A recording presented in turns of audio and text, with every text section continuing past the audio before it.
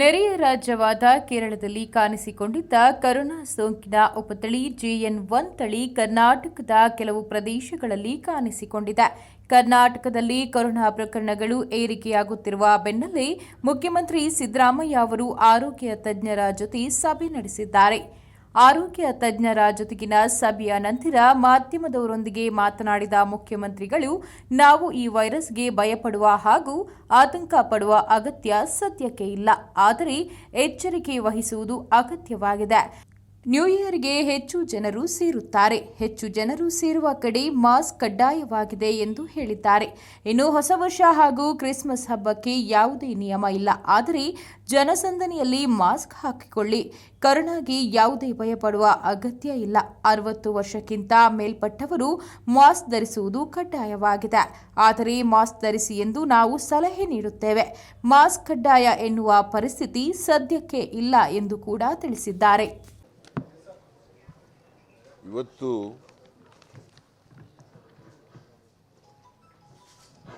Health minister, medical education minister, home minister and deputy chief minister ಎಲ್ಲ ವೈದ್ಯಕೀಯ ಇಲಾಖೆಯ ಅಧಿಕಾರಿಗಳು, ಚೀಫ್ ಸೆಕ್ರೆಟರಿ ಮತ್ತು finance secretary, technical advisory committee ಸದಸ್ಯರುಗಳು ಇವರನ್ನೊಳಗೊಂಡ ಒಂದು ಸಭೆ ಇವತ್ತು ನಡೀತು. ಕಾರಣ ಯಾಕಪ್ಪ ಅಂತಂದರೆ, ಕೋವಿಡ್ ರೋಗಿಗಳ ಸಂಖ್ಯೆ ಹೆಚ್ಚಾಗ್ತಾ ಇದೆ. ಇತ್ತೀಚೆಗೆ 3 ಜನರು ಕರ್ನಾಟಕದಲ್ಲಿ ಕೋವಿಡ್ ಪಾಸಿಟಿವ್ ಇದ್ದವರು ಸತ್ತಿದ್ದಾರೆ. ಆದರೆ ಅವರೆಲ್ಲರೂ ಕೂಡ 3 ಜನನೂ ಕೂಡ ಕೋವಿಡ್ನಿಂದಲೇ ಸತ್ತಿದ್ದಾರೆ ಅಂತ ಹೇಳೋಕ್ಕಾಗಲ್ಲ. ಯಾಕಂತಂದರೆ ಅವರಿಗೆ ಬೇರೆ ಅಸೋಸಿಯೇಟೆಡ್ ಡಿಸೀಸ್ಗಳಿದ್ದವು. ಕಿಡ್ನಿ ಸಮಸ್ಯೆ, ಹಾರ್ಟ್ ಸಮಸ್ಯೆ, ಶ್ವಾಸಕೋಶದ ಸಮಸ್ಯೆ, ಈ ಥರದ ಕಾಯಿಲೆಗಳು ಇದ್ದವು. ಬ್ಲಡ್ ಪ್ರೆಷರ್, ಡಯಾಬಿಟಿಕ್, ಈ ಥರದ ಸಮಸ್ಯೆಗಳಿದ್ದವು. ಮತ್ತು ಕೋವಿಡ್ ಪಾಸಿಟಿವ್ ಕೂಡ ಇತ್ತು. ಹಾಗಾಗಿ 3 ಜನರು ಕೋವಿಡ್ನಿಂದಲೇ ಸತ್ತಿದ್ದಾರೆ ಅಂತ ಹೇಳೋಕ್ಕಾಗಲ್ಲ.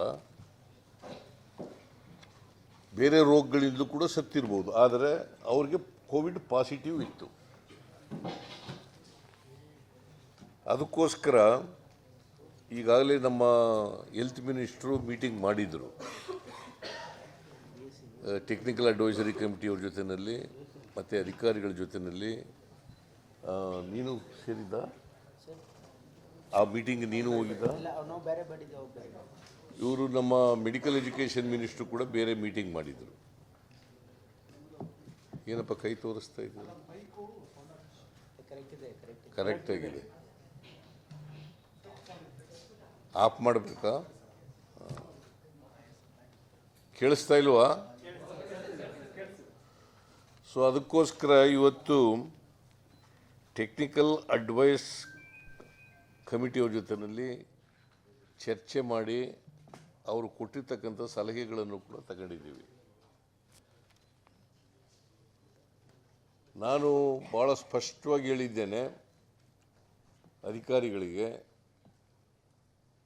ಯಾವುದೇ ಕಾರಣಕ್ಕೆ ಹಿಂದೆ ಮಾಡಿದಂಥ ತಪ್ಪುಗಳನ್ನು ಮರುಕಳಿಸಬಾರದು. ಆಕ್ಸಿಜನ್ ಕೊರತೆಯಾಗಲಿ, ಬೆಡ್ ಕೊರತೆಯಾಗಲಿ, ವೆಂಟಿಲೇಟರ್ ಕೊರತೆಯಾಗಲಿ, ಇವ್ಯಾವು ಕೂಡ ಇರಬಾರ್ದು. ಜೊತೆಗೆ ಯಾರಿಗೆ ಅಸೋಸಿಯೇಟೆಡ್ ಡಿಸೀಸ್ಗಳಿದ್ದಾವೆ ಅವನು ಕೂಡ ಟ್ರೀಟ್ಮೆಂಟ್ ಮಾಡ್ತಕ್ಕಂಥ ಎಲ್ಲ ವ್ಯವಸ್ಥೆಯನ್ನು ಮಾಡಬೇಕು. ಈಗ ಡಯಾಲಿಸಿಸ್ ಮಾಡಬೇಕಾದ್ರೆ ಅದನ್ನು ಮಾಡಬೇಕಾಗ್ತದೆ. ಹಾರ್ಟ್ ಪ್ರಾಬ್ಲಮ್ ಇದ್ದರೆ ಅದಕ್ಕೆ ಮಾಡಬೇಕಾಗ್ತದೆ, ಶ್ವಾಸಕೋಶದ ಸಮಸ್ಯೆ ಇದ್ದರೆ ಅದಕ್ಕೆ ಮಾಡಬೇಕಾಗ್ತದೆ. ಈ ರೀತಿಯಾಗಿ ಬೇರೆ ಕಾಯಿಲೆಗಳನ್ನು ಕೂಡ ಗಂಭೀರವಾಗಿ ಪರಿಗಣಿಸಿ ಅವಕ್ಕೆ ಟ್ರೀಟ್ಮೆಂಟ್ ಕೊಡ್ತಕ್ಕಂಥದ್ದು ಮಾಡಬೇಕು. ಇನ್ ಅಡಿಷನ್ ಟು ದಟ್, ಕೋವಿಡ್ಗೆ ಸಂಬಂಧಪಟ್ಟಂತೆ ಅದಕ್ಕೆ ಟ್ರೀಟ್ಮೆಂಟ್ ಮಾಡ್ತಕ್ಕಂಥದ್ದನ್ನು ಕೂಡ ಮಾಡಬೇಕು.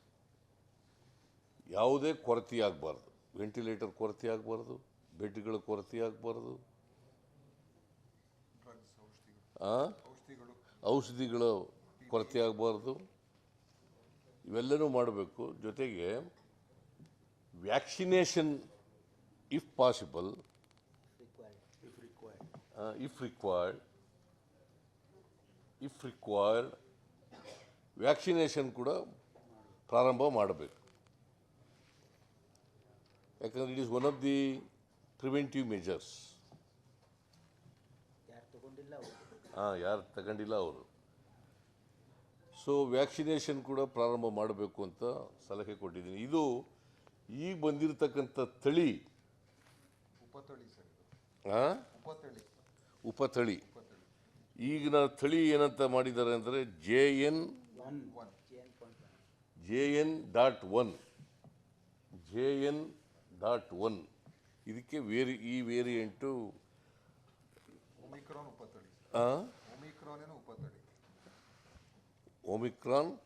ಉಪತಳಿ, ಅದು ಒಂದು ಉಪತಳಿ. ಸೊ ಈ ಉಪತಳಿ ಅಂತ ಇದನ್ನು ಮಾಡಿದ್ದಾರೆ. ಬೆಂಗಳೂರಿನಲ್ಲಿ ಈಗ ಕರ್ನಾಟಕದಲ್ಲಿ ಒಟ್ಟು 92 ಜನರಿಗೆ ಪಾಸಿಟಿವ್ ಇದೆ ಅಂತ ಗೊತ್ತಾಗಿದೆ. ಇದು ಟೆಸ್ಟ್ ಮಾಡೋದ ಮೇಲೆ ಗೊತ್ತಾಗಿರ್ತಕ್ಕಂಥದ್ದು. ರಾಜ್ಯದಲ್ಲಿ 92, ಅದರಲ್ಲಿ ಬೆಂಗಳೂರು ನಗರದಲ್ಲೇ 80, ಬೆಂಗಳೂರು ಅರ್ಬನ್ ಡಿಸ್ಟ್ರಿಕ್ನಲ್ಲೇ 80, ಮೈಸೂರಿನಲ್ಲಿ 5, ಬಳ್ಳಾರಿನಲ್ಲಿ 3, ರಾಮನಗರ ಹಾಗೂ ಮಂಡ್ಯದಲ್ಲಿ ತಲಾ 1 ಪ್ರಕರಣ ವರದಿಯಾಗಿದೆ. ಇವರಲ್ಲಿ 92 ಜನರಲ್ಲಿ 72 ಜನರಲ್ಲಿ 72 ಪೇಷಂಟ್ಗಳಿಗೆ ಮನೆಯಲ್ಲೇ ಕ್ವಾರಂಟೈನ್ ಮಾಡ್ಕೊಳ್ಳಿ ಅಂತ ಹೇಳಿದ್ದಾರೆ. 20 ಜನರು ಮಾತ್ರ ಆಸ್ಪತ್ರೆಯಲ್ಲಿ ಇದ್ದಾರೆ. 72 ದೇ ಆರ್ ಅಂಡರ್ ಕ್ವಾರಂಟೈನ್, 20 ಆಸ್ಪತ್ರೆಯಲ್ಲಿ ಟ್ರೀಟ್ಮೆಂಟ್ ತಗೋತಾ ಇದ್ದಾರೆ.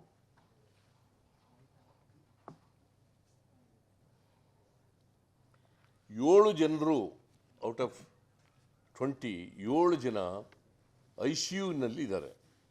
Not because of Covid positive, ಬೇರೆ ಬೇರೆ ಕಾರಣಗಳಿಗೋಸ್ಕರ ICUನಲ್ಲಿ ಇದ್ದಾರೆ. ಬಟ್ ಕೋವಿಡ್ ಕೂಡ ಇದು ಕೂಡ ಪಾಸಿಟಿವ್ ಇದೆ. ಬೇರೆ ಬೇರೆ ಸಮಸ್ಯೆಗಳು ಇರೋದ್ರಿಂದ ಅವರು ICUನಲ್ಲಿದ್ದಾರೆ. ಸೊ ದಿಸ್ ಇಸ್ ಇದು. ಮತ್ತು ಪ್ರತಿದಿನ 5,000 ಟೆಸ್ಟ್ ಮಾಡಬೇಕು ಅಂತ ಹೇಳಿದ್ದಾರೆ. ಶನಿವಾರದಿಂದ 5,000 ಟೆಸ್ಟ್ ಮಾಡಬೇಕು ಅಂತ ಹೇಳಿದ್ದಾರೆ.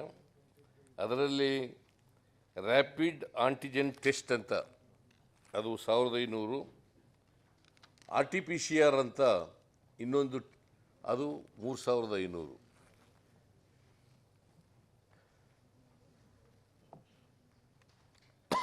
ಬೆಂಗಳೂರು ನಗರದಲ್ಲಿ ಸುಮಾರು 1,000 ಟೆಸ್ಟ್ಗಳನ್ನು ಮಾಡಲಾಗುವುದು. A cabinet sub committee will be constituted.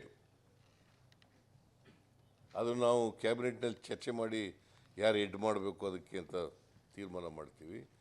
A cabinet sub committee will be constituted.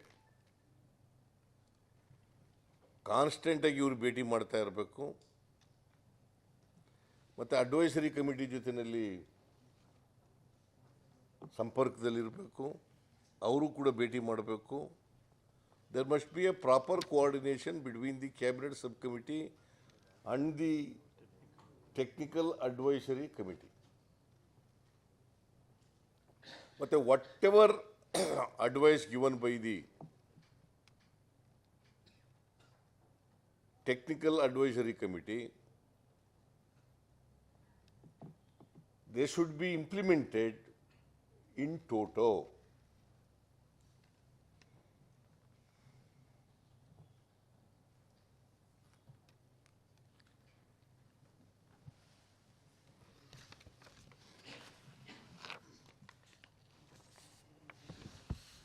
ಅದರಿಂದ ಈ ಬಾರ್ಡರ್ ಡಿಸ್ಟ್ರಿಕ್ಟ್ಗಳಲ್ಲಿ ಹೆಚ್ಚು ಟೆಸ್ಟ್ ಮಾಡ್ತಕ್ಕಂಥದ್ದನ್ನು ಕೂಡ ಮಾಡಬೇಕು. ಇದು ಈ ಕಾಯಿಲೆ ಇದೆಯಲ್ಲ, ಯಾರು ಕೂಡ ಆತಂಕ ಪಡಬೇಕಾದಂಥ, ಭಯ ಪಡಬೇಕಾದಂಥ ಅಗತ್ಯ ಇಲ್ಲ. ಆದರೆ ಎಚ್ಚರಿಕೆಯಿಂದ ಇರಬೇಕು, ಎಚ್ಚರಿಕೆ ಕ್ರಮಗಳನ್ನು ಅನುಸರಿಸಬೇಕು.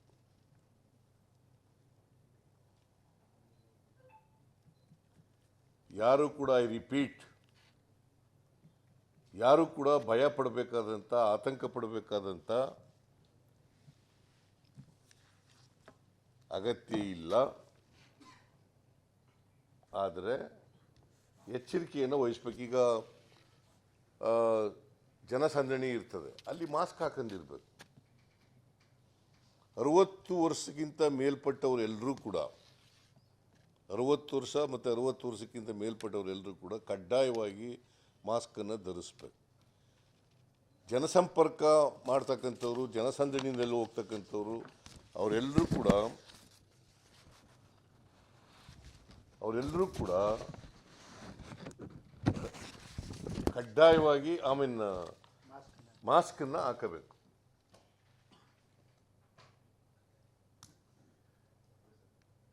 ನೀವು ಜನಸಂಪರ್ಕ ಮಾಡ್ತೀರಿ, ನೀವು ಕೂಡ ಮಾಸ್ಕ್ ಹಾಕಬೇಕು. ಕಡ್ಡಾಯ ಮಾಡಲ್ಲ, it's only advisory. It is only advisory. ಕಡ್ಡಾಯ ಮಾಡೋ ಅಂಥ ಪರಿಸ್ಥಿತಿ ನಿರ್ಮಾಣ ಆಗಿಲ್ಲ. It is only advisory. But ಜನಸಂಪರ್ಕ, ಜನಸಂದಣಿ ಇರ್ತಕ್ಕಂಥ ಸಂದರ್ಭಗಳಲ್ಲಿ ಕಡ್ಡಾಯವಾಗಿ ಹಾಕೊಳ್ಬೇಕು. ಆಮೇಲೆ ನೀವು ಇದನ್ನು ಓವರ್ ಪ್ಲೇ ಮಾಡೋಕ್ಕೆ ಹೋಗ್ಬೇಡಿ, ದಯಮಾಡಿ. ನಿಮ್ಮಲ್ಲಿ ಮನವಿ ಮಾಡ್ತೀನಿ, ಓವರ್ ಪ್ಲೇ ಮಾಡೋಕ್ಕೆ ಹೋಗ್ಬೇಡಿ ಅಷ್ಟೇ. That is my request in all of you.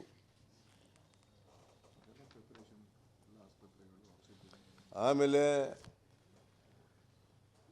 ನಾನು ಸಲಹೆ ಕೊಟ್ಟಿದ್ದೀನಿ, ನಮ್ಮ ಮಂತ್ರಿಗಳು ಕೂಡ ಸಲಹೆ ಕೊಟ್ಟಿದ್ದಾರೆ. ನಮ್ಮ ಪರ್ಟಿಕ್ಯುಲರ್ಲಿ ಹೆಲ್ತ್, ನಮ್ಮ ಮೆಡಿಕಲ್ ಎಜುಕೇಷನ್ ಮಿನಿಸ್ಟರ್ ಕೂಡ ಇದಕ್ಕೆ ಡೆಡಿಕೇಟೆಡ್ ವಾರ್ಡ್ ಬೆಂಗಳೂರಿನಲ್ಲಿ ಸರ್ಕಾರಿ ಆಸ್ಪತ್ರೆಗಳಲ್ಲಿ ಮತ್ತು ಖಾಸಗಿ ಆಸ್ಪತ್ರೆಯವರು ಕೂಡ ಈ ಟ್ರೀಟ್ಮೆಂಟ್ ಮಾಡಲಿಕ್ಕೆ, ಏಕೆಂದರೆ ಯಾರೂ ಕೂಡ ಈ ಅನಾನುಕೂಲ ಆಗಬಾರ್ದು, ಯಾವ ಪೇಷಂಟ್ಗೂ ಕೂಡ ಅನಾನುಕೂಲ ಆಗಬಾರ್ದು. ಮತ್ತು ಅಲ್ಲಿ ಡೆಡಿಕೇಟೆಡ್ ಮಾಡಿದ್ರೆ ಅಲ್ಲಿ ಎಲ್ಲ ಫೆಸಿಲಿಟೀಸು ಇರಬೇಕು. ಎಲ್ಲ ಬೇರೆ ರೋಗಗಳಿಗೆ ಟ್ರೀಟ್ಮೆಂಟ್ ಮಾಡೋಕ್ಕೂ ಕೂಡ ಫೆಸಿಲಿಟೀಸ್ ಇರಬೇಕು.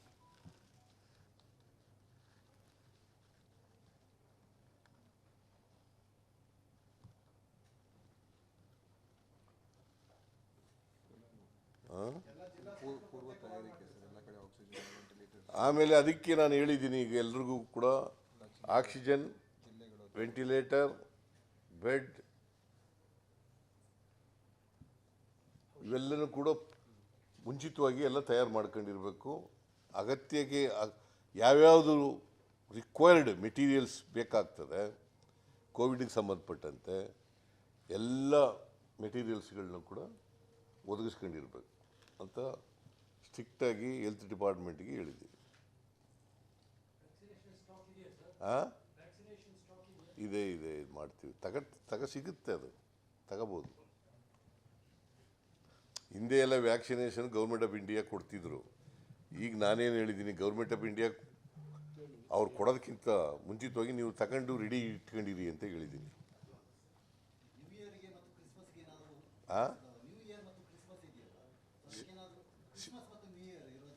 ಅದೇ ಜನ ಸೇರ್ತಾರಲ್ಲ, ಮಾಸ್ಕ್ ಹಾಕೊಳ್ಳಿ ಅಲ್ಲಿ ಅಂತ ಹೇಳಿದ್ದೀನಿ. ಜನ ಸೇರ್ತಾರಲ್ಲಪ್ಪ, ನೀವು ಹಾಕೊಳ್ಳಿ. ನೀವು ಏನಾದ್ರು ಹೋದ್ರೆ, ನ್ಯೂ ಇಯರ್ಸ್ ಡೇ ಮಾಡೋಕ್ಕೆ ಹೋದ್ರೆ ಮಾಸ್ಕ್ ಹಾಕೊಂಡು ಹೋಗಿ.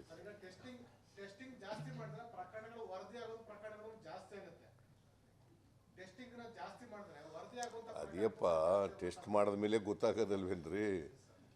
ಈಗ ಇನ್ನೂ ಜಾಸ್ತಿ ಆಗ್ಬೋದು, 92ಗಿನ್ನ ಜಾಸ್ತಿ ಆಗ್ಬೋದು.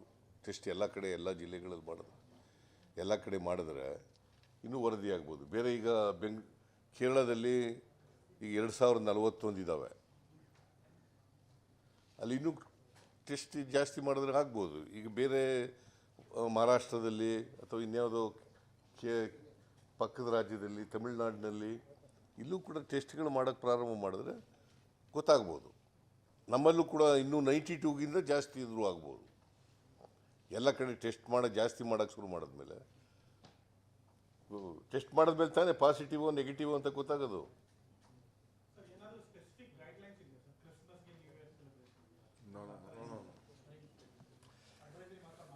ಅದಕ್ಕೆ ಅಪ್ಪ ನಿಮ್ಗೆ ಹೇಳಿದ್ದು, ನೀವೆಲ್ಲ ಪ್ಯಾನಿಕ್ ಮಾಡೋಕೆ ಹೊರಡಬೇಡಿ ಅಂತ. ಇಲ್ಲಿರೋದನ್ನೆಲ್ಲ ಪ್ಯಾನಿಕ್ ಮಾಡೋಕೆ ಹೋಗ್ಬೇಡಿ. ಅದಕ್ಕೆ ಕ್ಲಾರಿಫೈ ಮಾಡೋಕ್ಕೆ ನಿಮ್ಗೆ ಹೇಳ್ತಾ ಇರೋದು ನಾನು. ಈಗ ಇದು ನಾವು ಭಯ ಪಡಬೇಕಾದಂಥ, ಆತಂಕ ಪಡಬೇಕಾದಂಥ ಅಗತ್ಯ ಇಲ್ಲ, ಆದರೆ ಎಚ್ಚರಿಕೆಯಿಂದ ಇರಬೇಕು. Please focus on this.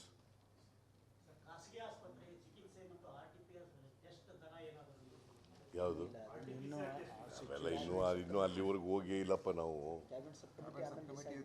Cabinet sub committee ಇದೆಯಲ್ಲ, ಅವ್ರು ತೀರ್ಮಾನ ಮಾಡ್ತಾರೆ. ಕ್ಯಾಬಿನೆಟ್ ಸಬ್ ಕಮಿಟಿ ಮಾಡೋದು ಅದಕ್ಕೋಸ್ಕರನೇ. ಅವ್ರು ಆಗಿಂದಾಗೆ ಭೇಟಿ ಮಾಡಬೇಕು, ಡಿಸಿಷನ್ಗಳು ತಗೋಬೇಕು. ಅವ್ರಿಗೆಲ್ಲ ಹೇಳ್ತೀವಿ. ಇವತ್ತು ಕ್ಯಾಬಿನೆಟ್ ಮೀಟಿಂಗ್ ಇದೆ, ಆ ಕ್ಯಾಬಿನೆಟ್ ಮೀಟಿಂಗಲ್ಲಿ ಸಬ್ ಕಮಿಟಿ ಕಾನ್ಸ್ಟಿಟ್ಯೂಟ್ ಮಾಡ್ತೀವಿ.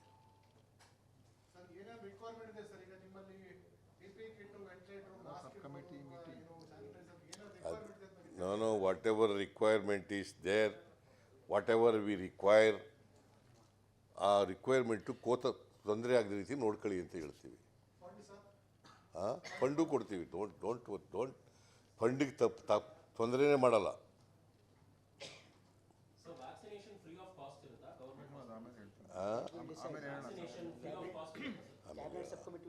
Cabinet subcommittee will decide.